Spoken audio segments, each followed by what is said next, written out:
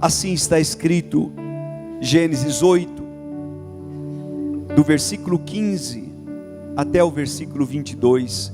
Então falou Deus a Noé, dizendo: sai da arca, tu e juntamente contigo tua mulher, teus filhos e as mulheres de teus filhos, todos os animais que estão contigo, de toda a carne, todas as aves, como o gado e todo o réptil que se arrasta sobre a terra, traze-os para fora contigo, para que se reproduzam abundantemente na terra, frutifiquem, multipliquem e se multipliquem sobre a terra.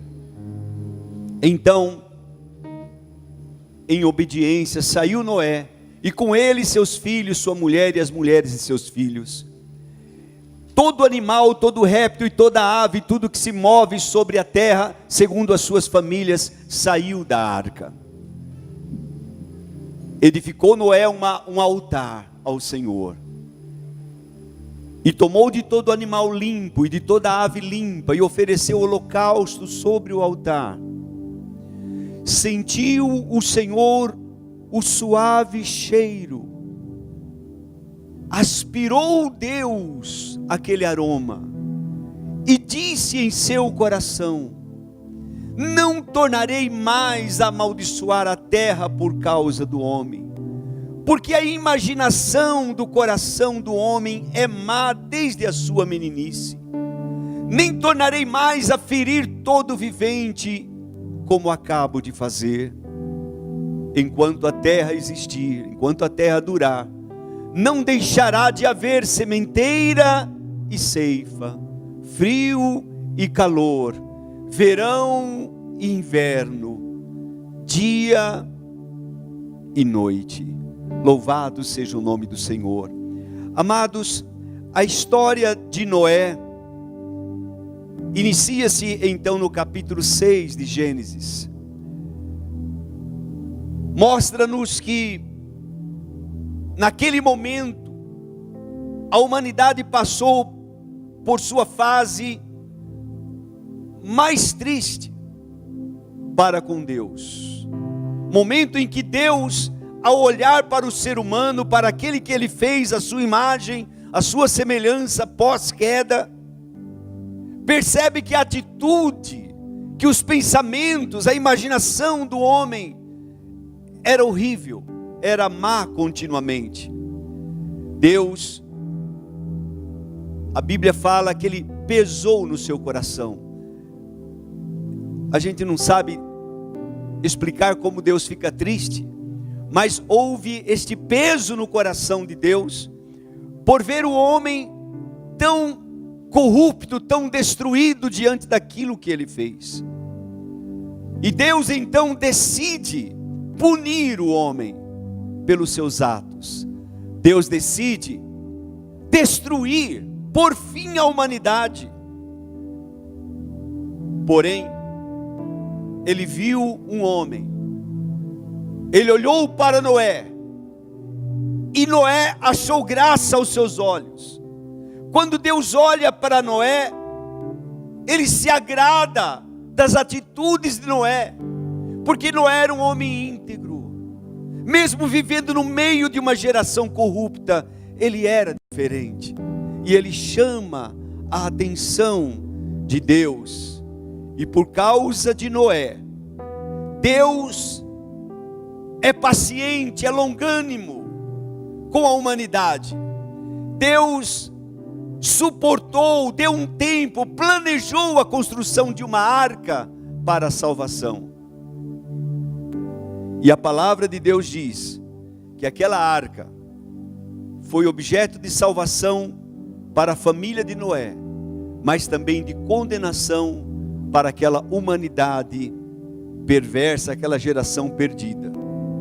Quando Noé entrou na arca, com a sua família, com todos os animais que Deus tinha ordenado, quando Noé está dentro da arca, então Deus faz cair chuva sobre a terra, e também abre as fontes, de águas.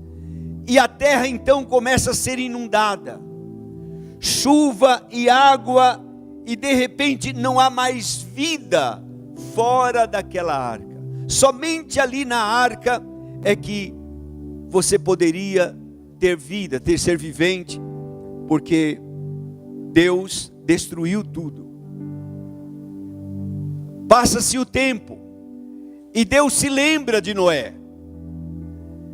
E o texto que nós lemos diz que Deus falou com Noé e disse: é hora de você sair da arca. Alguns acontecimentos acontecem, alguns acontecimentos imediatos, logo após Noé sair da arca. Em primeiro lugar, Deus estabelece um propósito para a vida de Noé. Assim como eu creio, a minha vida e a tua vida tem um propósito divino. E o propósito principal da minha vida e da sua vida, Pastor Maurício, as nossas vidas, seria descobrir qual o propósito Deus tem para nós. Porque Ele nos colocou onde nos colocou. Qual é a razão de nós estarmos aqui? Qual o propósito Deus tem para nós nesse tempo, nesse curto tempo, nesse curto período de tempo aqui na terra?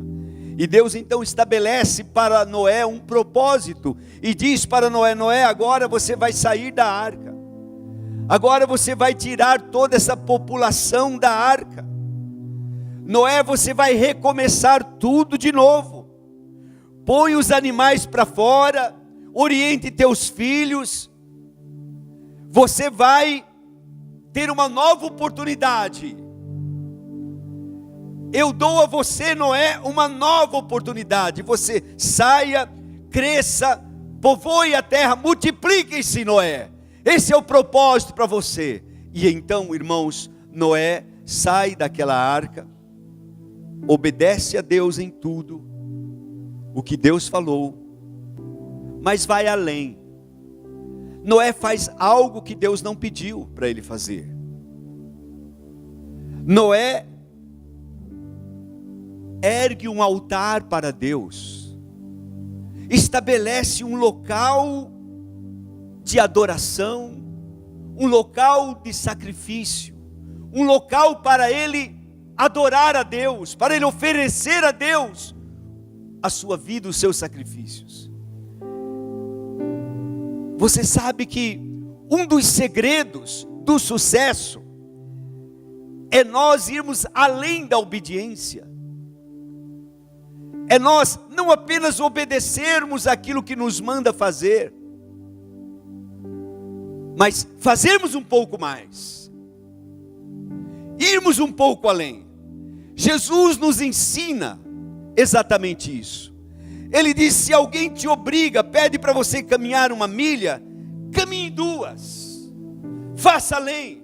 Se o teu patrão pede para você limpar aquela sala, limpe também os corredores, faça algo mais, faça algo mais. Esta é a característica de um homem e de uma mulher de sucesso. Ele não se detém em fazer apenas aquilo que lhe pedem, ele obedece, mas ele avança um pouco mais. Você percebe que essa é uma característica de Deus. Quando Deus se apresenta a Salomão e pede para ele, e fala para ele: pede o que você quiser. Salomão falou: eu quero entendimento, eu quero sabedoria. Deus falou: eu vou dar além de sabedoria, eu vou dar um pouco mais, eu vou dar riqueza, você vai ter muito mais, eu vou dar mais.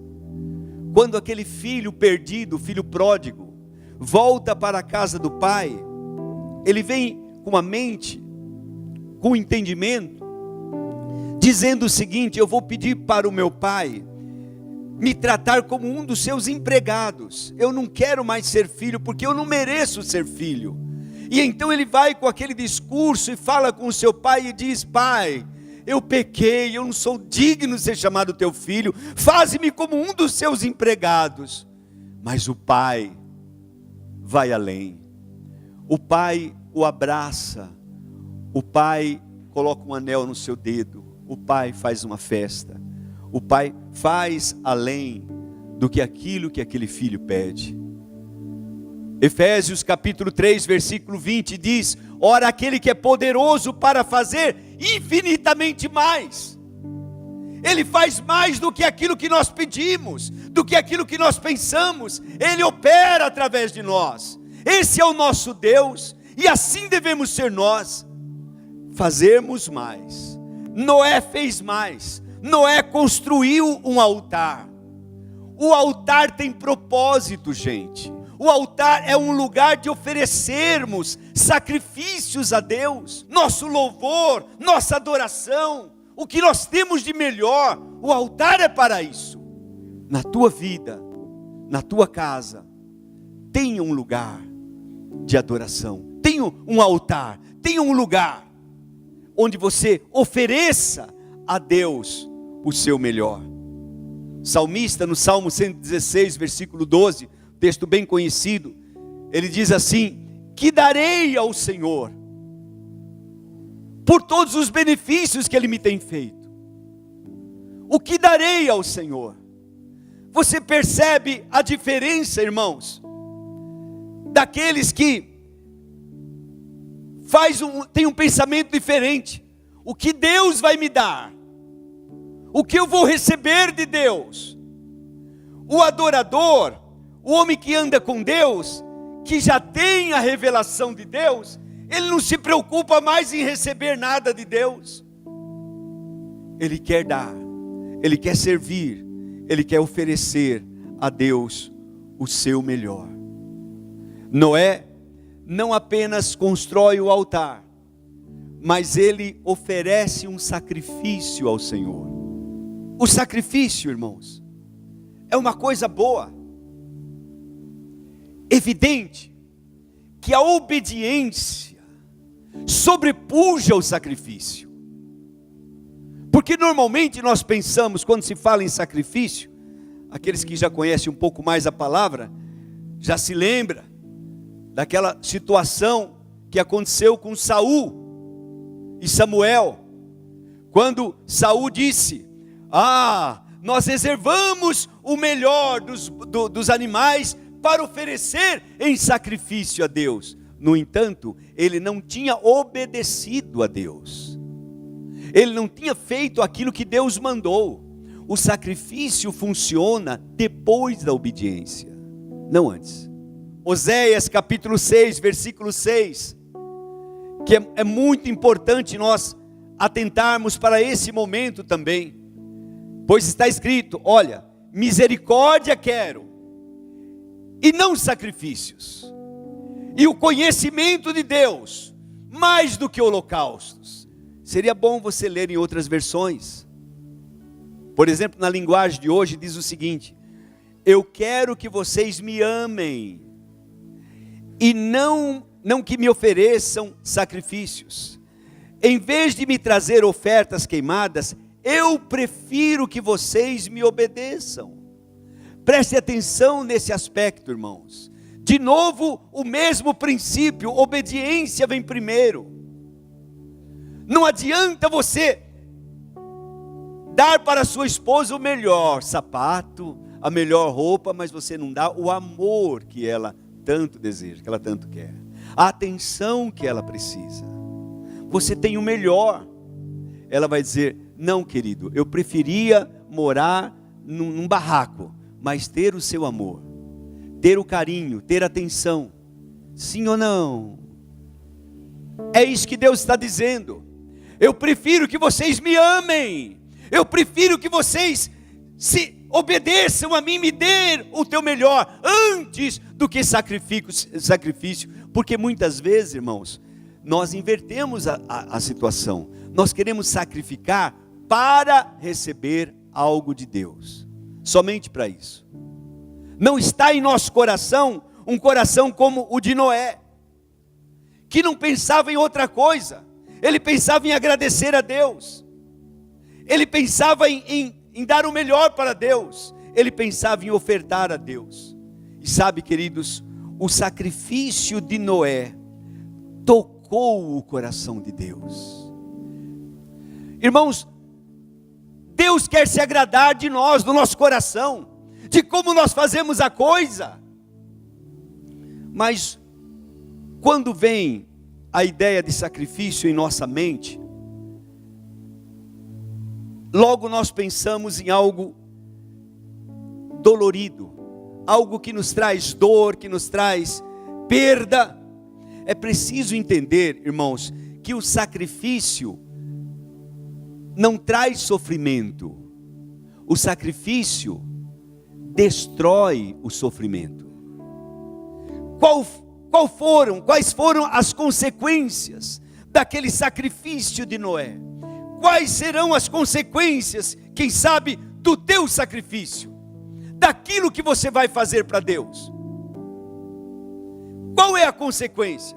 No caso de Noé, em primeiro lugar, nós sabemos que Deus era fã de Noé.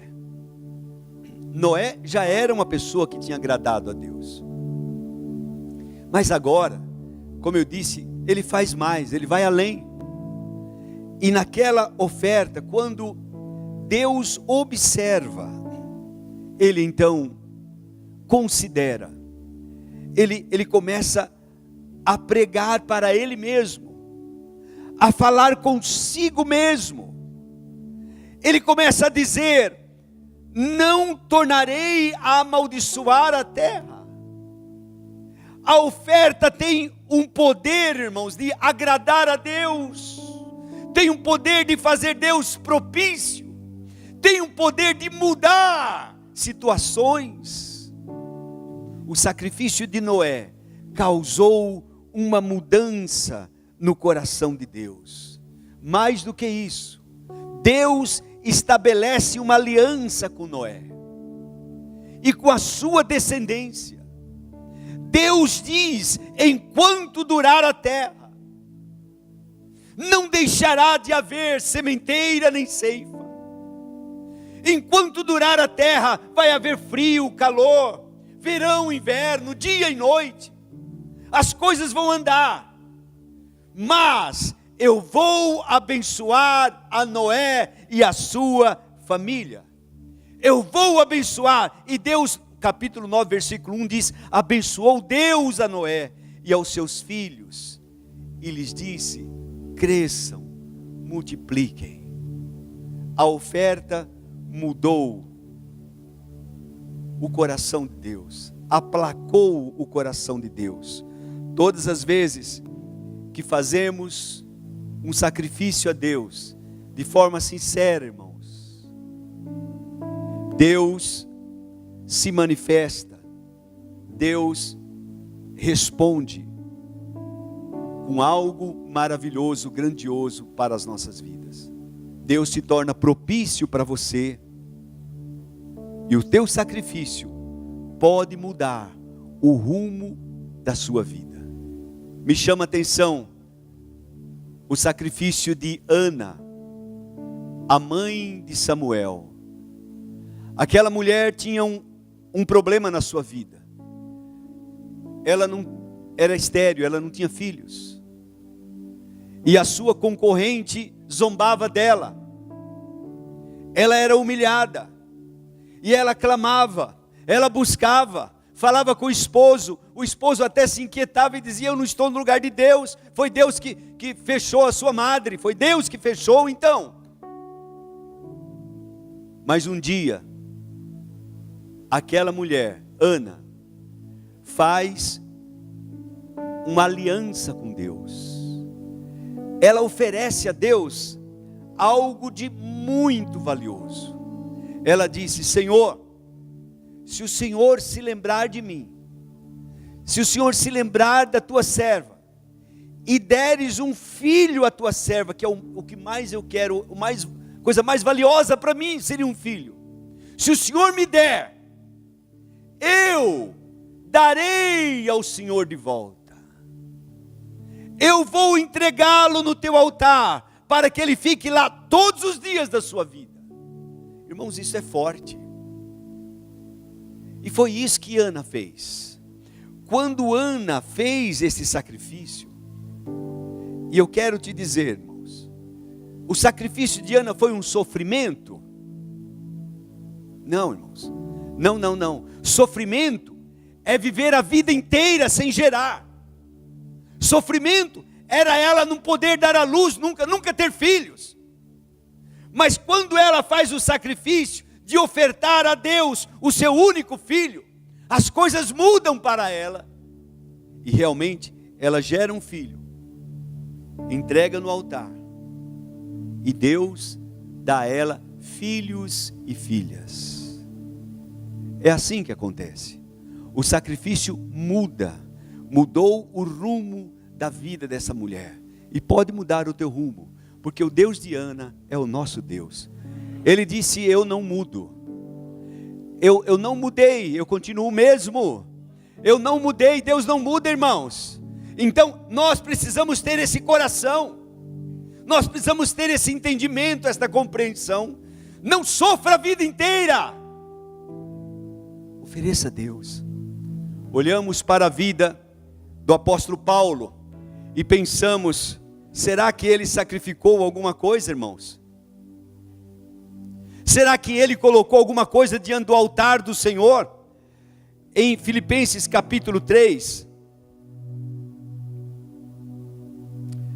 ele diz assim, no versículo 7 e 8: mas o que para mim era lucro, isso considerei perda.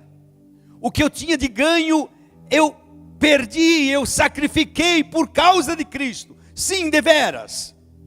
Considero tudo como perda por causa da sublimidade do conhecimento de Cristo Jesus, o meu Senhor, por amor do qual eu, entre aspas, sacrifiquei todas as coisas e as considero como refúgio.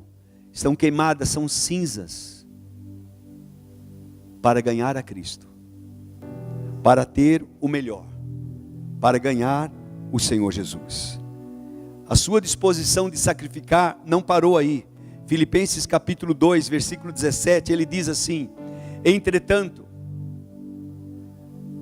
ainda que eu seja derramado como libação sobre o sacrifício, ainda que eu entregue minha vida sobre o sacrifício, sobre o altar, a serviço da vossa fé, eu vou me alegrar, eu me alegrarei, me regozijarei, folgo com todos vocês, Este era o comportamento do apóstolo Paulo. O mínimo para mim e para você, irmãos, está em Romanos capítulo 12, quando ele diz: rogo-vos, pois, irmãos, pelas misericórdias de Deus, que apresenteis o vosso corpo como um sacrifício vivo. Apresente a Deus. Eu vou oferecer a Deus este corpo como um sacrifício vivo, santo, agradável a Deus. Eu vou entregar a minha vida, o melhor que eu tenho, o melhor que pode ser que eu tenho, que pareça que eu tenho, eu vou entregar no altar de Deus. A pergunta é: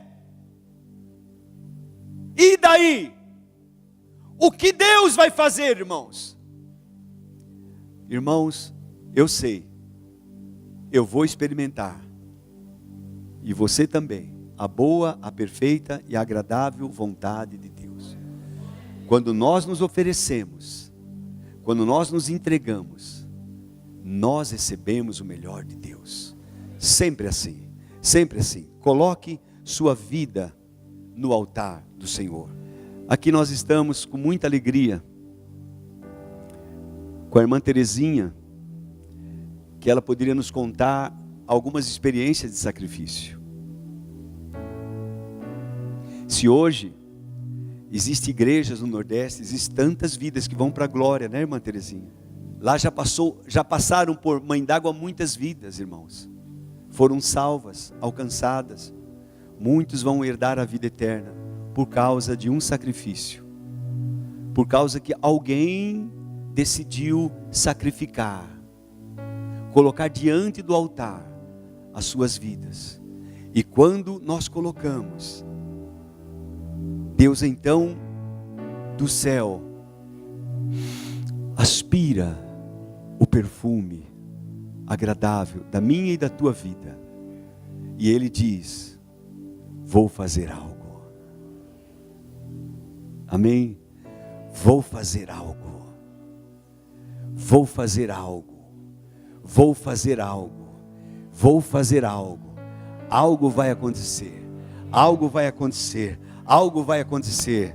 Oh, algo vai acontecer. Algo vai acontecer. Abraão, porque você fez isso? Você não negou o seu próprio filho. Você o colocou sobre o altar. Você estava pronto a sacrificá-lo por mim. Ah, Abraão, eu vou te abençoar. Eu vou te abençoar. Qual o tamanho do teu sacrifício? Qual o tamanho da tua bênção? Para concluir, Efésios capítulo 5, versículo de número 2. Vamos ler 1 e 2. Sede, pois, imitadores de Deus como filhos amados, e andai em amor,